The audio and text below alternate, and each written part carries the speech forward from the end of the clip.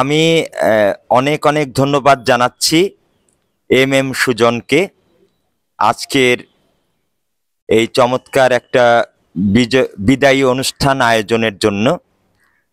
বিদায়ী অনুষ্ঠান বলতেই এখানে কষ্ট আছে।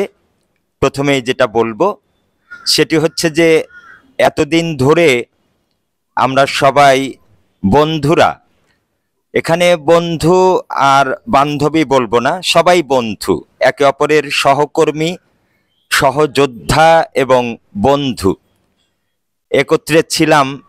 একসাথে কত হয়তো খুনসুটি, কথাবার্তা, মেজাজ খারাপ করা, কখনো ভালো আচরণ, অনেক কিছুই থাকে যেটা মূলত এই এসএসসি পরীক্ষার মাধ্যমে একটা বিচ্ছিন্নতা ঘটবে। যে এতদিন একসাথে ছিলাম, 2 বছর থাকি, 3 বছর থাকি বা 1 বছরই থাকি, একত্রে একসঙ্গে ছিলাম, একটা বিচ্ছিন্নতা ঘটবে। পরীক্ষার পরে কেউ হয়তো চলে যাবে সিরাজগঞ্জে, কেউ হয়তো একজন এক একটা কলেজে ভর্তি হবে। এখনকার নিয়মটাই তো ঠিক এরকম যে আসলে ভর্তির চয়েস দেয়া, পছন্দ করা, এবং সেই পছন্দ অনুযায়ী কোথাও কোথাও দেখা যায় যে একজন এক একটা জায়গাতে চান্স পাবে।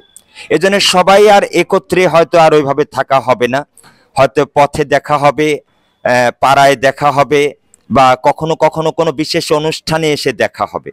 এই তাহলে একটা কষ্ট কিন্তু এখানে আছে, একটা বিচ্ছিন্নতার কষ্ট, একে অপর থেকে দীর্ঘ একটা সময় একত্রে থাকার পরে একটা বিচ্ছিন্নতার কষ্ট এখানে আছে। আর এই কষ্টের সাথেই মূলত আনন্দের ব্যাপার হচ্ছে এবং ভালোবাসার ব্যাপারটা হলো এই যে আমরা ভালোবাসার কথাটা বলবো কয়েকটা জায়গায়। সেটা হচ্ছে যে এই বিদায়ী অনুষ্ঠানটাকে আমরা আর বিদায় রাখিনি, একটা আনন্দ ঘন পরিবেশ তৈরি করেছি। আমাদের একটা পাঞ্জাবি শাড়ি এবং আজকের একটা চমৎকার পরিবেশ, সুন্দর একটা অবস্থানে এসে আমরা বিদায় নিচ্ছি। এটা কিন্তু আর বিদায় থাকছে না, এটা আনন্দময় পরিবেশে আসছে এবং সেটাই আমরা চাই। সেটা কেন চাই যে আমরা তো এই যে এতদিন কষ্ট করলাম, আমরা ঝরে পড়া শব্দটি জানি যে স্কুল আউট, যেটা সেটা হচ্ছে যে পড়াশোনার মধ্যে দিয়েই আমরা তো অনেকটা পিছিয়ে পড়া একটা দেশ এবং পিছিয়ে পড়া মানুষ। আমাদের এখনো পর্যন্ত 80% মানুষ কৃষক, এবং সাধারণ মানুষ যারা খেতে খামারে এবং বিভিন্ন শ্রমের অঞ্চলে কাজ করছে, তাহলে আমরা সেই সাধারণ এবং মধ্যবিত্ত পরিবারেরই সন্তান। এটা করতে গিয়ে আরো যারা আমরা আমাদের বাবা মা যারা কাজ করেন, এখনো যারা কাজ করছেন, দেখা যায় যে অনেকেরই দায়িত্ব নিয়ে চলে যেতে হয়েছে। হয়তো বাবার কাজ করতে চলে যেতে হয়েছে, নিজের সংসারের দায়িত্ব নিতে হয়েছে। দেখা যাচ্ছে কেউ ক্লাস 5 থেকে ঝরে পড়েছে, কেউ ক্লাস 6 থেকে ঝরে পড়েছে, ক্লাস 7 থেকে ঝরে পড়েছে, ক্লাস 8 থেকে ঝরে পড়েছে, কেউ 9 থেকে ঝরে পড়েছে, কেউ হয়তো এসএসসি দেবে তার আগেও অনেকে ঝরে পড়তে হয়েছে, সংসারের জন্য বা নিজের প্রয়োজনে ঝরে পড়তে হয়েছে। তো এই ঝরে পড়া মানুষদের জন্যও আমাদের একটা কষ্ট আছে, প্লাস ভালোবাসা এই কারণে যে আমরা কেউ ঝরে পড়িনি। আমরা এতদিন কষ্ট করে এসএসসি, যেটা আমাদের আসলে প্রথম সোপান, একটা বড় জায়গায় শিক্ষার যে অনন্ত যাত্রাপথ, এই যাত্রাপথের একটা বড় সোপান পাড়ি দিতে যাচ্ছি।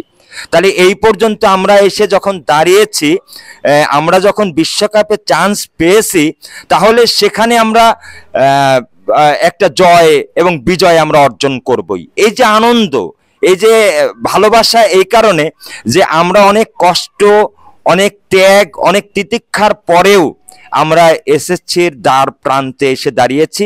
আস্তে আস্তে আমরা যত শিক্ষা অর্জন করি, আমাদের আলোর পথ আসে, তখনই আমাদের লাইকটাও আসে।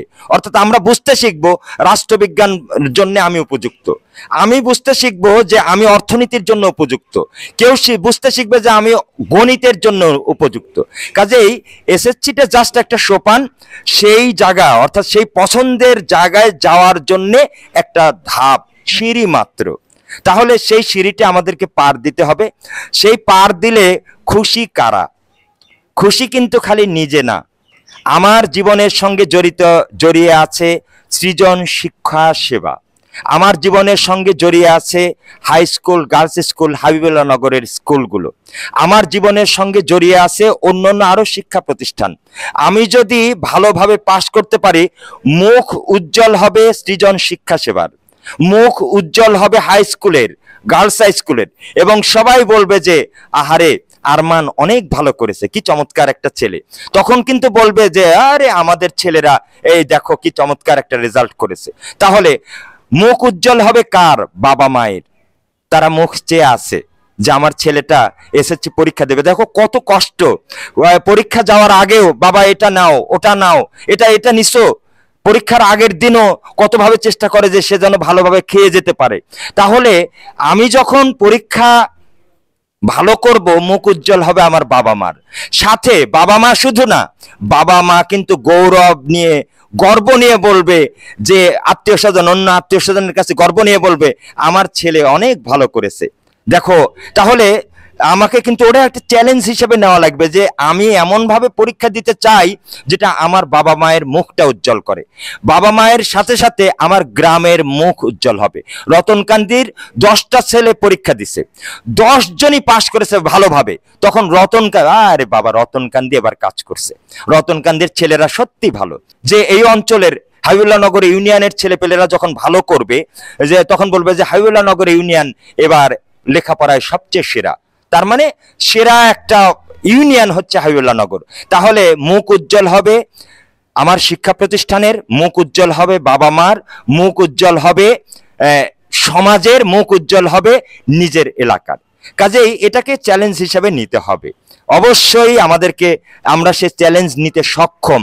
সেই চ্যালেঞ্জ তোমরা দেখিয়েছো টাকা তোলায়, তারপরে বিভিন্ন সময়ে সামাজিক কর্মকাণ্ডে, খেলাধুলায় আমি দেখেছি তোমাদের স্পিরিট, কি চমৎকার স্পিরিট খেলাধুলায় দেখেছি। কাজেই সেই স্পিরিট তোমাদের আছে, সেই চ্যালেঞ্জ নেওয়ার ক্ষমতা তোমাদের আছে, তোমরা অবশ্যই নেবে। পরীক্ষা কিন্তু কালকেই শুরু হয়ে যাচ্ছে না, পরীক্ষা আরো কয়েকটা দিন দেরি আছে। তাহলে এই দেরি কিন্তু দেরি না, এই দেরি কিন্তু দেরি না, খুব সামনেই। এই সময় আমরা কিন্তু পারবো, অনেকেই পারবো। এই সময়ে আমাদের পড়াশোনার জন্য এখন কিন্তু রিভাইজের সময়, আমরা কিন্তু পড়ে এসছি। যতবার রিভাইজ দেবো, একটা জিনিস যতবার করা যাবে ততবার সেটা সুন্দর হবে। ওটা তো পড়াই আছে, আমি আর ওটা দেখে লাভ কি? কিন্তু না, আবার পড়বা, দেখবে যে আবার নতুন করে ওটার মধ্যে তৈরি হইতেছে। একটা লেখার হাত চালু অনেকেরই নাই, বারবার চেষ্টা করতে হবে যে পড়াটা আমার আছে সেই পড়াটা আবার লিখি। আমি নিজে প্রশ্নপত্র তৈরি করব, নিজে নিজে নিজে প্রশ্নপত্র তৈরি করে নিজেই পরীক্ষা দেব। তাহলে সেই ক্ষেত্রে একটু কষ্ট হবে, হয়তো মোবাইল থেকে কিছুদিন আমাদেরকে একটু বিচ্ছিন্ন থাকতে হবে, আমি একটা রুটিন করে নিতে হবে। তাহলে এক অর্থে বিদায় কষ্টের প্লাস ভালোবাসার প্লাস আনন্দের একই সাথে আসলো, যে আমাদের গর্বিত করার বিষয় বাবা মাকে, সমাজকে এবং নিজের প্রতিষ্ঠানকে এবং বন্ধু বান্ধবকে একে অপরের সাথে। আর একটা বিষয় হচ্ছে আমাদের চ্যালেঞ্জ নেওয়া, সেই চ্যালেঞ্জটা আমরা গ্রহণ করতে চাই এবং সেই চ্যালেঞ্জে আমরা উত্তীর্ণ হতে চাই, সেই ব্যাপার। তাহলে এসএসসি খুব একটা বড় ব্যাপার না, কিন্তু আমাদের সামনে কিন্তু পড়ে আছে হচ্ছে অনন্ত সময়। ইন্টারের পরে ইউনিভার্সিটিতে যাওয়া, ইউনিভার্সিটির পরে আরো বিসিএস, তারপরে আরো কত কাজ এবং সমাজের আরো কাজ। আমার দিকে তাকিয়ে আছে সমাজের মানুষ, সবার দিকে তাকিয়ে আমাদেরকে চেষ্টা করতে হবে এই মুহূর্তে আজকে যেন আমরা এই মানুষ না, আমরা অন্য মানুষ হয়ে যাব আজকে থেকে, এবং এসএসসি পর্যন্ত আমরা অন্য মানুষ হয়ে যাব। আমরা যেন পরীক্ষার্থী, সেই পরীক্ষার্থী যে পরীক্ষার্থী আমার এই সকল কাজের দায়িত্ব কাঁধে নিয়ে আমরা এগিয়ে যাব, আমরা সামনে যাব। সৃজন শিক্ষা সেবার মতোই সৃজনশীল মানুষ হিসেবে যে আমরা গড়ে উঠতে পারি, সেই আকাঙ্ক্ষা রেখে, সেই ভালোবাসা রেখে, সেই কষ্ট থেকে ভালোবাসা রেখে আমি আমার বক্তব্য শেষ করছি। ধন্যবাদ সবাইকে, সবার জন্য শুভকামনা। এই জায়গা তো তোমাদের মধ্যে কেউ না কেউ ধরে রাখতে হবে। তো যাই হোক, আমরা আমন্ত্রণ জানিয়েছিলাম আমাদের শাহজাদপুরের সাংস্কৃতিক কর্মী, আমাদের সবার পছন্দের ব্যক্তিত্ব কাজী শওকত ভাই। আমরা ওনাকে একটা অভিনন্দন দিই, আর একটা করতালি দিই, আর ওনার হাত দিয়েই আজকে তোমাদের এই ফুলের মালা এবং তোমাদের কমন গিফট এবং এই ফুলের শুভেচ্ছা ওনার হাত দিয়ে আমরা জানাবো।